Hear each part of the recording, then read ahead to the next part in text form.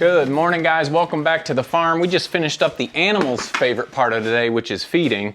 And besides feeding, probably the farmer's most important part is proper housing, keeping those animals safe in all sorts of weather. We've been having a lot of questions about why we chose the housing we did. Do we have plans? Can you give us a walkthrough on what you use and why you use it? So today, we're gonna take you around, talk about the different types of housings we used, whether we like them, don't like them, and maybe even what we'd change. Let's start out with the smallest animals on the farm. Well, they're small, but they're not the smallest. Well, they're definitely smaller, but not quite the smallest yet.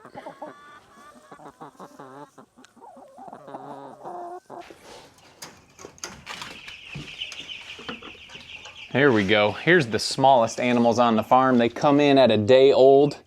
They are in a brooder where they're out of the wind, rain, or cool drafts just to keep them warm. There's heat lamps in here and pine shavings on the ground. And they need to be in here until they feather out. Once they're about 3 to 4 weeks old and feathered out, they can head outside. This is made out of just 2 pieces of 4x8 plywood. We cut them in half right down the middle. We notched grooves in each of the pieces of wood where we can slide it down. This can be taken up or put down very quickly, and I love this option as a brooder. We've also got the wire top to put on top because we have had an issue with rats getting in, not in this building, but in another building, so we want them to be safe from all the elements and predators. Now, those chicks in the brooder were Cornish cross meat chickens. These are the Cornish cross meat chickens after they get old enough and are able to come outside because they're feathered out. We've got them in these 10 by 20 chicken tractors. These are just carport frames, and we built a wooden frame around the bottom.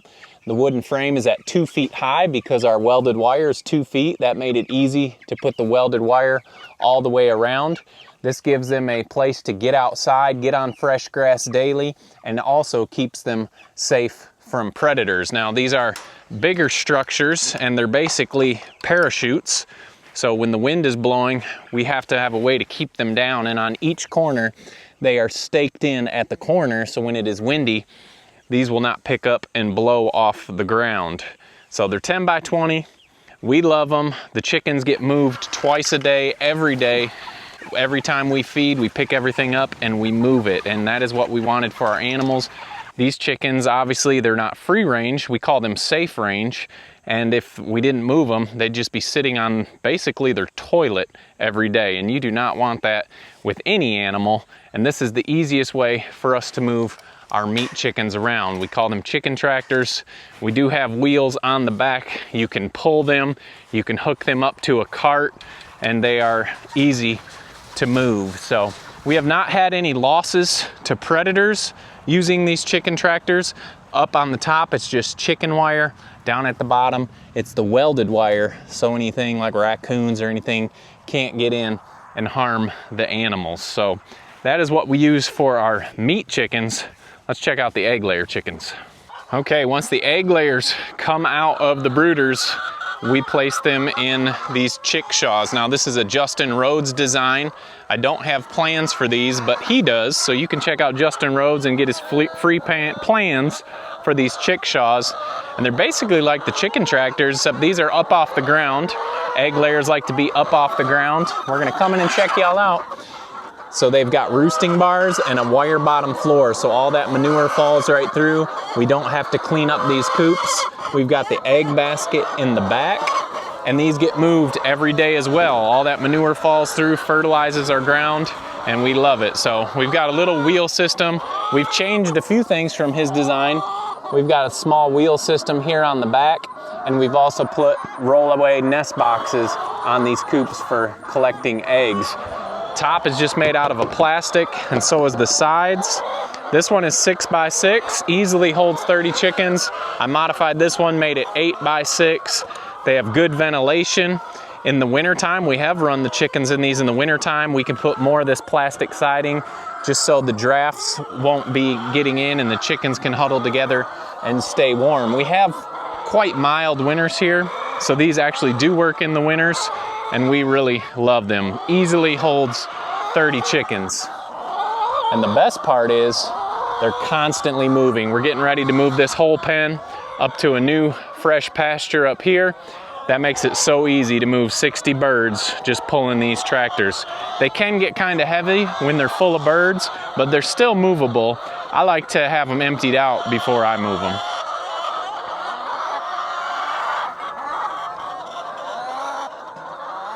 Now, when we first started with pigs, I made a shelter on timber skids and just had metal on the sides. It was just a square and a metal roof. And I was able to lift it and move it, but it was not the easiest thing to do. And when it's not the easiest thing to do, you don't move them quite as often. So we put our minds together and we started thinking, I want something that's easy to move, can keep the animals out of the weather.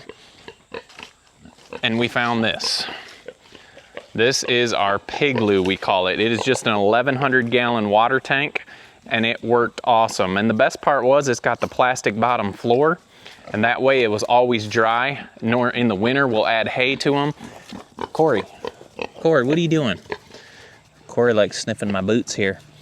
But in the winter, we'll add hay, and 5, 6, 7 adult piglets can fit in these water tanks. And the best part is we flip them up. They're obviously circle. We can roll them wherever we want, and it makes our life easy, keeps the animals warm. And in the winter, when all the pigs are in there, it doesn't matter what the temperature is. It is nice and cozy for them. And these are our favorite pig shelters. Now, the bad thing to that is we used to get them at Tractor Supply, and they've almost tripled in price.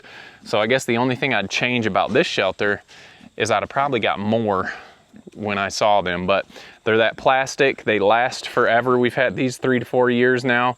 There's no cracks in them. The only thing we had to do, there's no plans, cut a door in it. That's all you need to do. So those are our favorite pig shelters, but the best part is we move them all over the place and they're off of their manure. But if you can't move everything all over the place, there's another route you can take. All right, good morning, Phil. Good morning. We're just checking out your house, if that's all right. We check out your house. So the next thing we did was built these pallet shelters. And like I said, I like to keep them off the ground because sometimes in the winter when it's wet and everything just turns to mud. So we put 4 pallets on the ground, covered them in wood. And you can see we've got pallets on the walls, pallets on the ceilings, and we just use metal to cover these so they're dry when it rains. And these have worked great. We're actually going to be building more of these, and the best part is the shelter stays in the same spot, so around the shelter might be dirt and whatever, but the pigs will rotate around the shelter, so you can constantly keep them off of their manure by using this method. Now, we liked that so much that we did the same thing when we designed these barns. These are just 16 by 16 shelters. There is 4 stalls, 8 by 8 shelters in here. You can see they're in this shelter. They're in this side right now. We've got Henry and two Luises way over there by the trampoline, but it's the same idea. Here's their shelter right now. They're in this area. We'll pick up the fencing and move it out to this area, and then they switch to this shelter, and so on. Pick it up, move it, come right around the barn, and switch to this shelter. Now we really like these barns. We raised the floors a little bit so they do stay dry. The floors were a little bit low, so we just added some dirt. They will stay dry in the winter since they're high enough.